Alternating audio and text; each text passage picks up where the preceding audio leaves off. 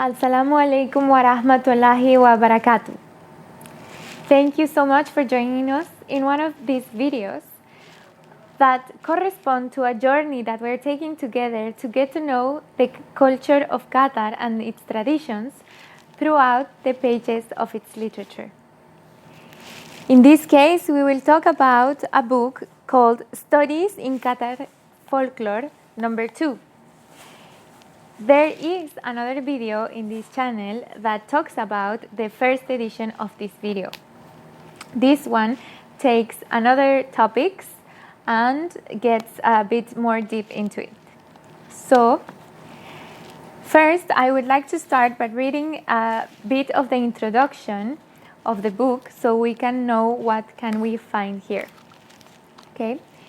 This book is the second issue of Stories of Qatari Folklore. It's published by the Public Librarians and Heritage Department. As the first issue, it introduces several studies that were originally published in Al-Mahthura al-Shabiyya, which focus primarily upon aspects and manifestations of folklore in the Qatari community. Those studies scrutinize folklore and its impact upon Qatari values, customs, traditions, norms, ideologies, and daily practices. The scope of those studies is not limited to one dimension, as the researcher's perspective proves into the deep recesses of Qatari heritage to embrace myriad aspects of its folklore, such as children's folk games, jokes, customs, wedding customs, folk tales, and the sea.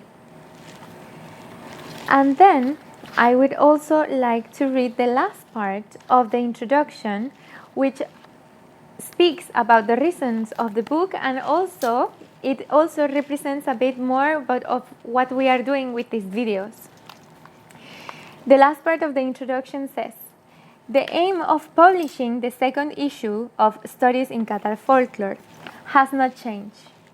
We are still seeking to introduce to an English-speaking audience, or at least those among them who are interested in folklore, the folklore of Qatar, its values, its ideas, its principles, and the spiritual aspirations that they are concretely and beautifully seen through people's behavior. The presented studies explores those aspects in much depth and reveal that folklore is a part of and parcel of Qatari life that manifests itself in many forms and valuable component and defines national and ethnic identities of the group. It remains a valuable component to our culture that truly deserves to be studied, understood, kept, and to always be proud of. This is from Yomna Saber. So what we can relate to this part of the introduction and the videos that you are watching right now and we are doing right now is to share what Qatari culture and Qatari heritage has to offer to the outside world and to the people that we want to know more about Qatar and we want to relate more and get to know more about Qatari culture. So let's start with the book. This book has 10 different chapters which they speak about different sectors or segments of the Qatari culture and heritage. The first one is about folk tales. So the folk tales are this type of stories that we also have in our culture and in our region, which are stories that parents told to the children, but at the end they became a part of the learning of the people, because these stories at the end have a way to teach you something and they have learning. So folk tales are an integral part of the social life in Qatar and the Gulf countries in general. Tales were told to the children for educational intents, but adults in turn would gather wisdom and expertise while listening to them. Folk tales are part of the heritage of the people in Qatar. Heritage might be defined as the accumulation of experience in various domains of life: social, intellectual, and artistic. Folk tales are the oral traditions that constitute a part of the intangible cultural heritage. According to the UNESCO, it is defined as it follows. Intangible cultural heritage is the practices, expression, knowledge, and skills that communities, groups, and sometimes individuals recognize as part of this cultural heritage. Also called as living cultural heritage, it is usually expressed in one of the following forms: oral traditions, performing arts, social practices, rituals, festive events, knowledge and practices concerning nature and the universe, and traditional craftsmen. So, as you can see, these folk tales also show us a way of thinking from the people here. And sometimes if you hear a folk tale about an animal that was saying a lie or something, then you will realize, and then in the folk tale this animal doesn't get away with it, then it shows you about the values and the respect that the people from that area, and in this case Qatar, have regarding their day-to-day life. So in this book, in this intangible culture, we can find first the folk tales, and then the art of popular witticism. Witticism is something related to making jokes between people, and the jokes are also part of the culture, not only here, but everywhere in the world. For example, in my country, in Mexico, it's very well known as a country where they do a lot of jokes, and they joke with people, and sometimes if we have a bad situation, we just try to joke about it, because we think that when you worry too much about something, then you make it worse. So if there is someone around you that is doing a joke about it, then probably that person will try to take it mentally in a more positive way, and maybe go through the problem smoothly.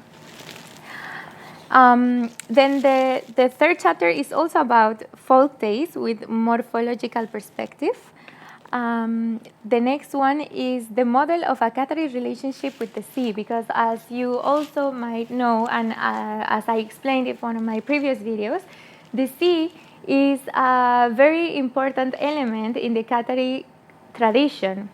For Qatari culture, the sea not only gives a lot of material to represent culture, as in poems, in literature, in painting, but also it represented a lifestyle and a way of moving the economy here in Qatar, with the sea and the pearl diving, for example. Also, fishing was it is still a very important activity here in Qatar.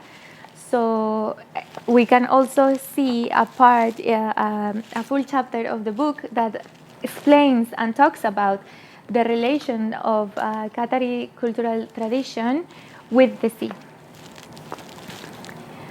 The next one is about custom and traditions of wedding nights in Qatari traditional society, which we have talked about in previous books, about specifically my experience as getting married here in the Qatari traditional way.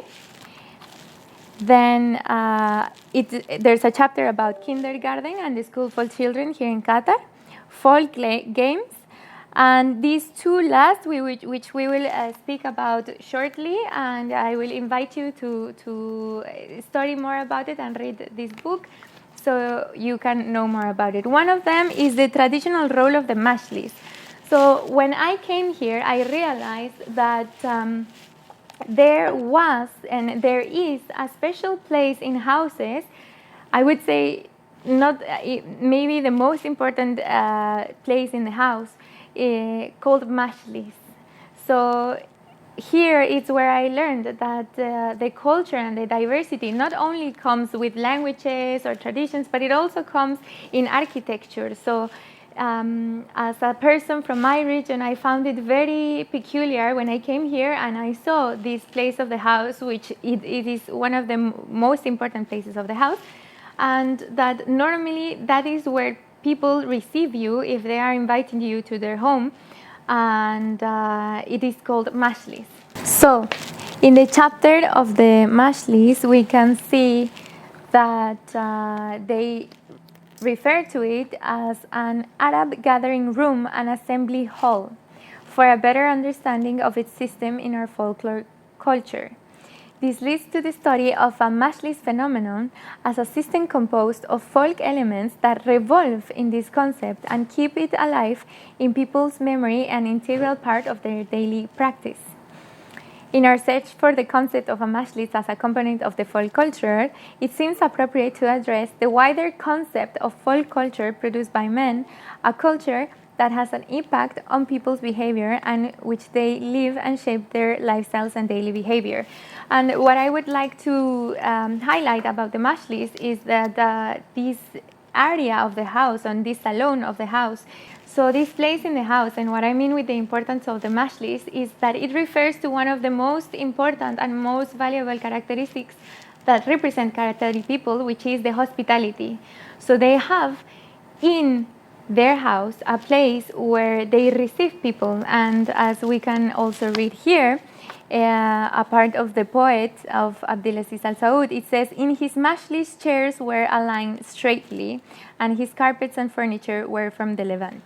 So what they mean with their chairs were aligned slightly, it means that when Qatari people receive you in their majlis, they are making this area in a way that you don't feel less. You are an invite, but they are welcoming you, and they are making you, and they're giving you your place, and they are making you feel welcomed in that place. And there's no, and when you enter a majlis, then we all become equal, and that's their way of welcoming you and receiving you. It's also a place where they take, as here we also can see, a house built with good positions, and a majlis is accurately described by people where guests are defined and most respected.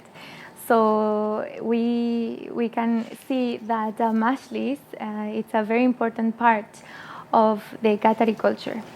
Last but not least, we will speak a bit about beshts, which is dressing. The Qatari traditional dressing, as someone that comes from outside and then you come to Qatar, you will find different characteristics in the people, how they dress. So in this case, it is the beshts is very important in men's dressing, and we find one specific chapter in this book that talks about them, how they are made, their colors, and how they relate to a special occasion. So the besht is a male dress and is worn over the top in an everyday life, holidays, wedding nights, and special events. The besht knitting, which is called El Khayek, is an artist. He uses different colors, be them white, black, red, brown, or off-white. There are two kinds of besht textiles. And then in this chapter we can see how they are made, all the process, and the different fabrics they use. So I would invite you to know more and to have more curiosity about these aspects of Qatari culture, and hope to see you very soon. Thank you so much.